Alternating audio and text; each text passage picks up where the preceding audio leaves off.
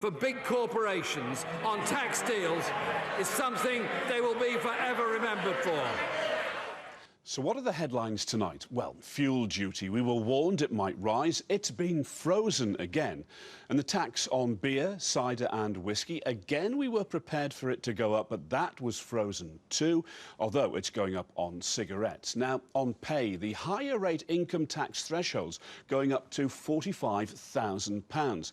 The tax-free personal allowance, that's the amount you have to earn before you start paying tax, is rising to £11,500. Now, for the calendar region specifically, well, Hull City Council's getting £13 million when it becomes City of Culture next year. They say it secures its legacy. Unbelievably good news, and we thank the Chancellor for that. And, you know, we obviously now can have a fantastic... We've always been very supportive of academy freedoms and work well with academies. But it seems wrong to force the pace on schools who don't necessarily wish to take that path. And it raises quite a lot of questions about accountability within the system going forward. Mr. Infrastructure and social care. I think this is the first step on a long, long road. And of course it has to be ratified by all of the 22 councils who have signed up to it. But I think it's vitally important, because what it means is decisions which hitherto have been taken in Westminster and Whitehall, we've taken here in East Anglia. And that can only be a good thing. Festival this week, and organisers will hope the images of day one will soon be replaced with images memorable for the right reasons. And Jonty, there's been further negative publicity, hasn't there, with the death of several horses at the festival? Yes, very sad news, as you say, Victoria, but at an event like this, something that's... Schools in the north, where results have not been as strong as we'd like, London's school system has been turned around. We can do the same in the northern powers. So he'll provide £20 million a year for a new northern schools strategy. On the surface, that's really positive. But actually what we found with the Northern Powerhouse today is that a lot of the activity is concentrated along the M62 corridor. We want to make sure that the North East has an integral part in this plan, and that the funding that comes alongside it is therefore investing in schools to improve. For money. The aim is to save a further £3.5 billion in the year 2019-20. But there would for now be benefits for small firms under changes to business rates. A typical corner shop in Barnstable will pay no business rates. A typical hairdresser in Leeds will pay no business rates. Business being done on this side of the Severn. Richard Morgan, ITV News. Well, here's how the Welsh Labour government responded to the announcements tonight. We called for the tolls to be scrapped altogether. We feel that's what business needs, and especially after all these years of austerity. But it's a welcome move. He's listened to us as far as that's concerned, and it will improve the entry to Wales and the exit to Wales in terms of our business over the border. Even the jokes were thinner on the ground. Over the years, Mayor's question time has been both fractious and rude. You lied to the people of London in your Oh, get stuck. Assembly-member Twycross. That is not true. Great supine protoplasmic invertebrate jellies. There was, however, one notable flashpoint today involving the Mayor and long-time sparring partner Jenny Jones from the Greens.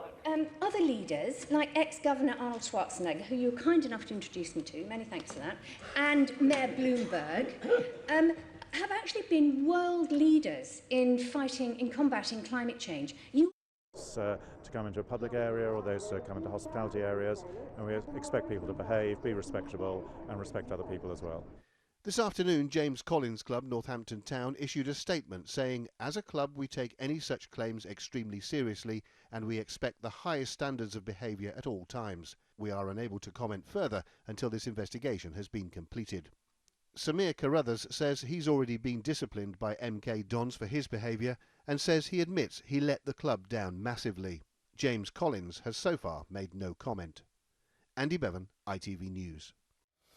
Well, we'll have more coverage of Ladies' Day at Cheltenham later in the programme. Now, in what he described as a budget for the next generation, George Osborne has unveiled a raft of measures he claims will power the Midlands engine towards growth and prosperity. There is help for small businesses and tax relief for working people, but it was quickly dismissed by Labour as a budget built on sand. Well, here are the key announcements. Sugar tax on the soft drinks industry, with the money raised going to primary school sports. Fuel duty frozen for the 6th year running. Tax-free personal allowance on income to be raised to £11,500 next year.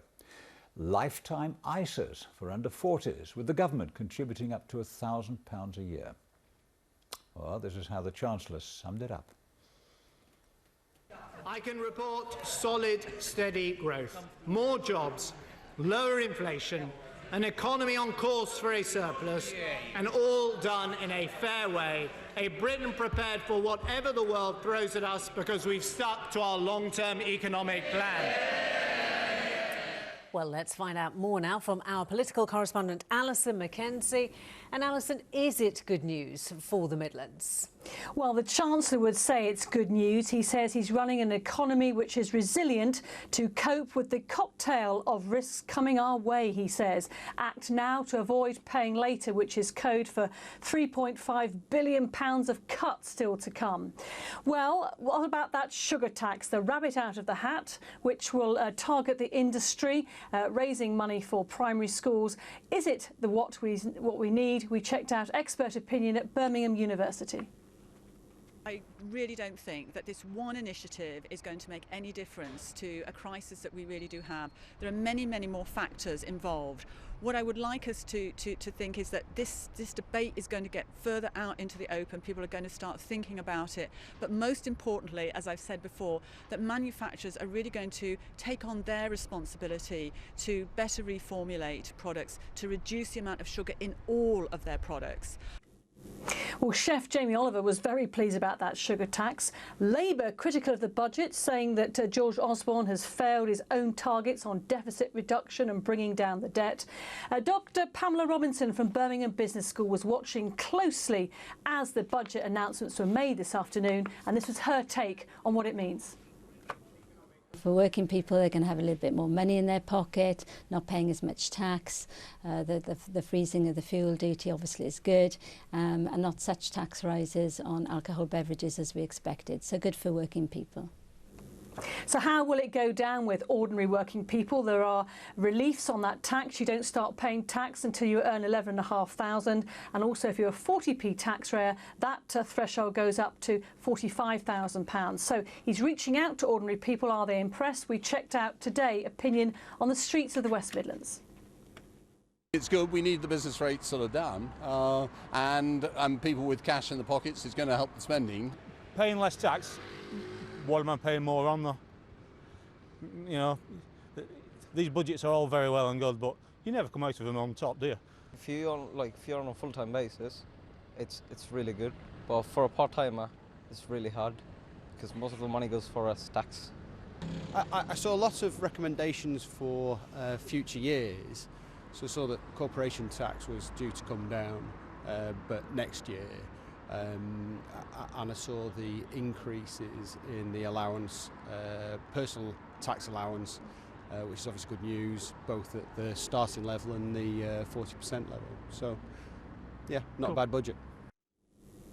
So it's his 8th budget. From the 1860 records, there's a big concrete slab there, which was going to be an extension to the cottage.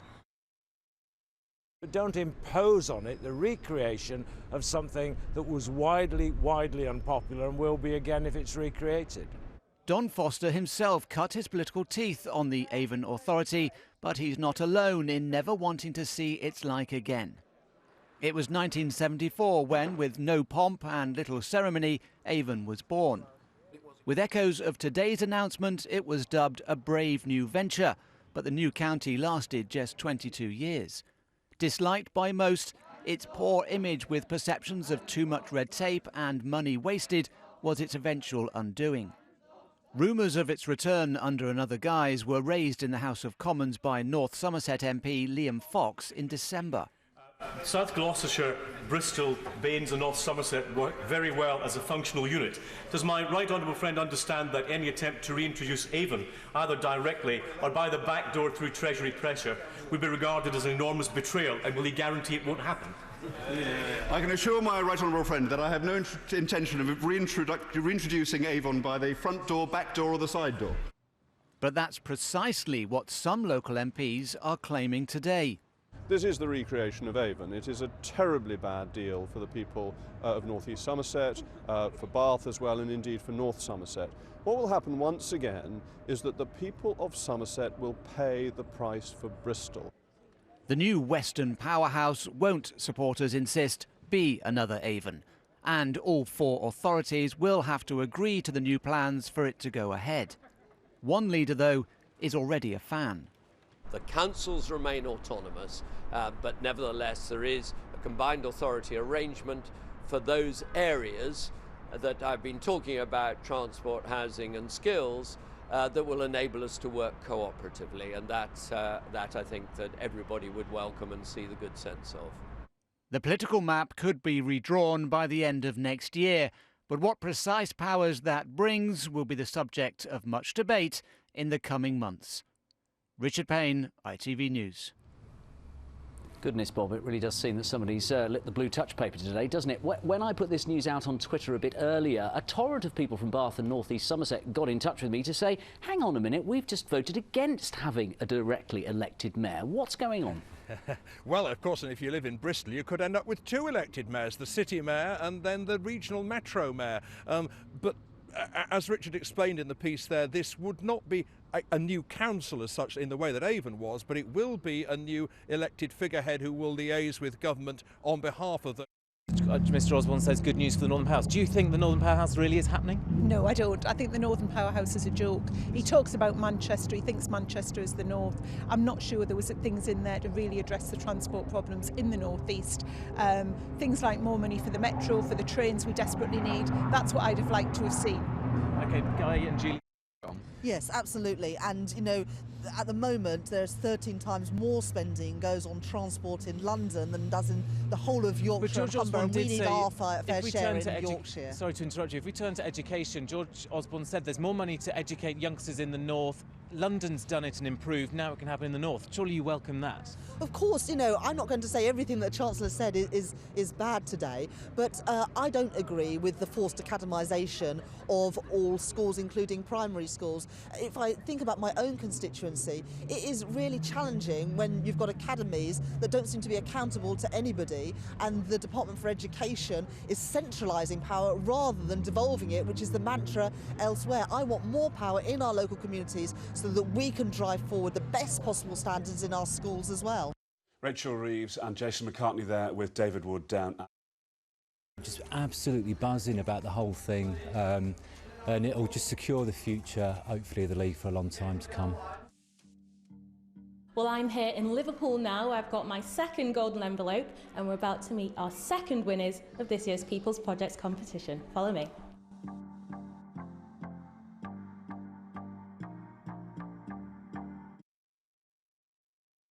Hello, how are you doing? Chantal, come here. How are you doing? Fine, I'm nervous. That England went on to win. The Wales coach Warren Gatland subsequently tried to play down what had happened. It was just a bit of banter as far as I'm concerned, and that's the way that Samson said. It's just, you know, Joe's said, look, I won £49,500.